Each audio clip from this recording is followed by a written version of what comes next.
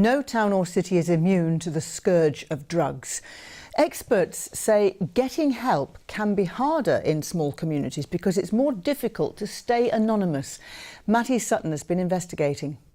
If you can imagine on the worst day that you've been unwell and multiply it by about 10, the stomach cramps, the being sick. Drugs can affect anyone. There's sometimes an impression that it only affects a certain social strata, but that's not the case. The man that I interviewed for that piece, he had a good job, he had a good career, and it just took one bad episode in his life to tip him over into that suffering that we've heard there with that addiction.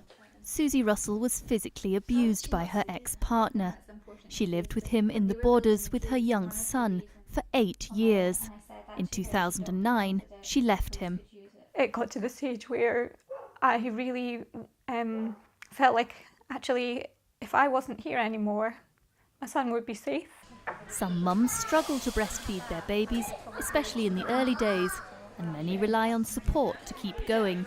Most major towns in the Borders have a breastfeeding group like this one. They're run by around 30 volunteers who are specially trained to help mums to breastfeed.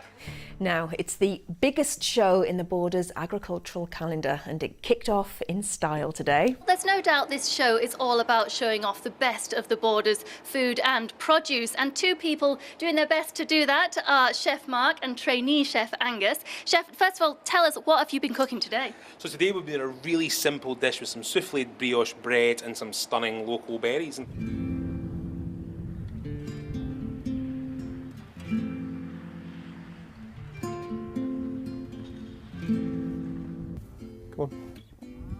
Come and speak to me. Robert's been at the whim of unpredictable weather his whole life. Brexit might be the biggest political storm he's had to cope with, but no matter what the climate, we all need to eat.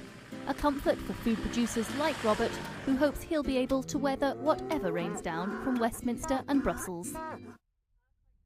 From this level, this field doesn't look any different to any other, but from up in the air you can see that I'm walking along a ditch which would have marked the boundary to a temporary Roman camp which could have covered this whole area.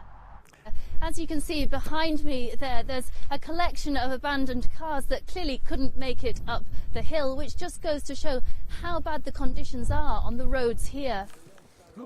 The advice was clear today: don't drive. But for those who have elderly and vulnerable people relying on them, staying put just isn't an option. As the birds get bigger, they'll need to be walked around half a mile a day to make sure their legs grow strong, because they could grow up to 6 foot tall and can live for around 70 years. Matty Sutton, ITV News, Oxton.